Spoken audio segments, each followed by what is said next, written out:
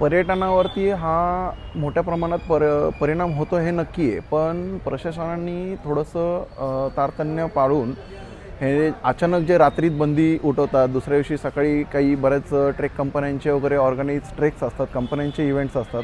अचानक जर का तुम्ही बंदी उठवत असाल तर पर्यटकां ठिकाणी गर्दी होणं हे स्वाभाविक आहे. आंदरबनचा तुम्ही आता रिसेंटली जर का व्हिडिओ बघितला असाल आणि आंदरबन बंद झाल्यामुळंच हे सगळं प्रकरण थोडंसं होत चाललेलं आहे. पत्रकार परिषद घ्यावी लागते वगैरे सगळ्या गोष्टी होत आहेत. तुम्ही एक ऑब्झर्व केलं असेल, पर्यटन स्थळावरती बंदी घातली हे आधी कुणालाच माहिती नव्हतं. पर्यटन तिथं पोचल्यानंतरनं, त्या गेटवरती गेल्यानंतरनं, फॉरेस्ट चेकपोस्टवरती गेल्यानंतरनं कळतं आहे की इथनं आतमध्ये सोडायला बंदी आहे. बरं, फॉरेस्ट चेकपोस्टवरती तिथे तुम्ही जर का स्लॉट पाडले, टायमिंग झोन जर का ठेवले, तुम्ही सपोज तिथे जर का तुम्ही ताडोबा जंगल सफारी वगैरे बघताय, तिथे टायमिंगचे स्लॉट दिले जातात.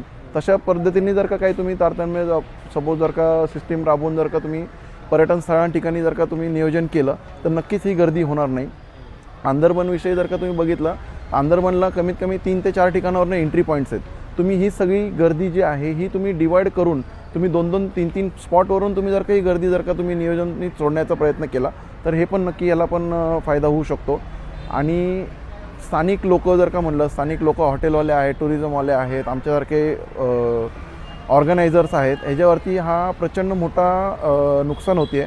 आणि हा सीझन जो आहे, मान्सूनचा जो सीझन राहतो, हा साधारण एक 2.5 ते 3 महिन्यात फक्त राहतो. त्यातला सुरुवातीचा जो डेंजर मान्सून म्हणतो आपण सुरुवातीचा, त्यावेळेला आम्ही ऑर्गनायझर लोक कोणत्याही भागात ट्रेक ऑर्गनाईज करत नाही, कारण का दुर्घटना घडू शकतात म्हणून. आणि जर का नंतरनंच जर का हा विषय आत्ता होत असेल तर हा कुठंतरी आमच्यावरती अन्याय होतो असं मला वाटतं.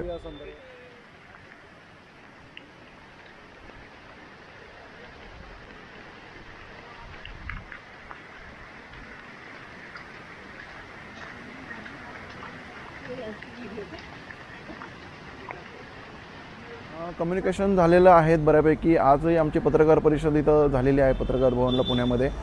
बरेच आमचे जे काही मुद्दे आहेत आम्ही लेखी स्वरूपात पत्रकार प्रेस नोट करून आम्ही त्यांच्यापर्यंत पोहोचवलेली आहे. जे वरिष्ठ आहेत ते जिल्हाधिकाऱ्यांना भेटलेले आहेत. त्यांनी एवढं सांगितलं आहे की आपण ह्याच्यावरती तोडगा काढू. आमचं ह्याच्यावरती तोडगा काढू ह्या प्रश्नावरती आमचा एक होता की हा जो तोडगा आहे तो योग्य त्या तारखेच्या आत निघणं गरजेचं आहे. जर का सीझन निघून गेला आणि तोडगा निघाला तर त्याला काही उपयोग नाही होणार आहे.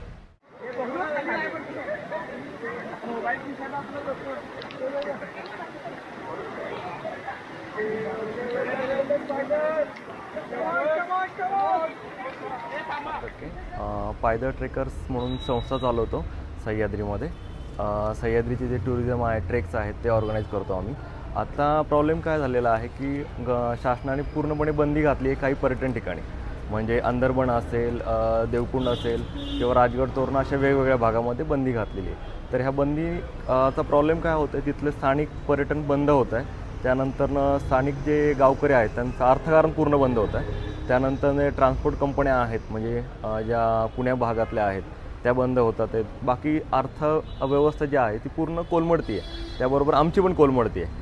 मग हे बंदी न घालता ह्याच्यावरती काही उपाययोजना केल्या पाहिजेत. जसं मग अंदरबनचं जर उदाहरण घेतलं आम्ही, समजा तिथे एका दिवसाला 3,000 लोक जातात, तर त्याला टायमिंग ठेवला पाहिजे, स्लॉट पाडले पाहिजेत की आत्ता 100 लोक जातील, अर्ध्या तासाने 100 लोक जातील किंवा 1 तासाने 100 लोक जातील.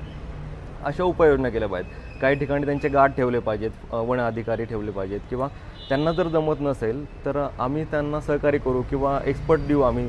मग तिथे काही ठिकाणी अपघात होणार असतील, मग तिथे ते ठिकाण बंद केलं पाहिजे. पण असं नाही की सरसकट बंदी केली पाहिजे.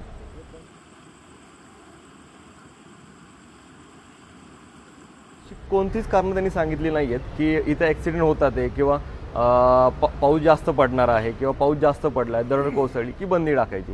हे न करता त्यांनी काय केलं पाहिजे, उपाय काय केले पाहिजेत हे त्यांनी सांगितलं किंवा आमच्याशी एकदा डिस्कस केलं पाहिजे की हे ठिकाण योग्य आहे का, किंवा त्यांना माहिती नाही आहे किंवा ते तेवढे एक्सपर्ट नाही आहे. तर त्याच्यामध्ये जर पर्यटन ठिकाण जे असेल ना, तर तुम्ही अगोदर चेकपोस्ट लावला पाहिजे तिथे, की एखाद्या ठिकाण जिथे जे पर्यटन ठिकाण आहे तिथे चेकपोस्ट लावला पाहिजे की की 100 लोक गेली आहेत ना, तर ॲक्सिडेंट तुम्ही बघितलं असेल जास्त गर्दीमुळे झाला आहे, तर ती गर्दी आटोक्यात आणण्याचं काम प्रशासनाचं आहे. मग हे उपाययोजना करू शकतात ना, की समजा 100च लोक आज जाणार आहेत आणि त्यानंतर दुसऱ्या दिवशी 100 लोक जाणार आहेत.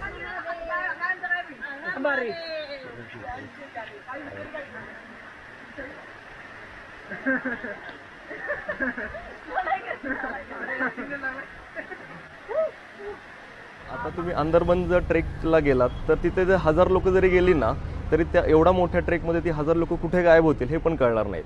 मग तुम्ही अंदरबन ठिकाणी की टायमिंग ठेवा आणि स्लॉट पाडा ना, की आत्ता 100चा स्लॉट आहे, नंतर 200चा आहे.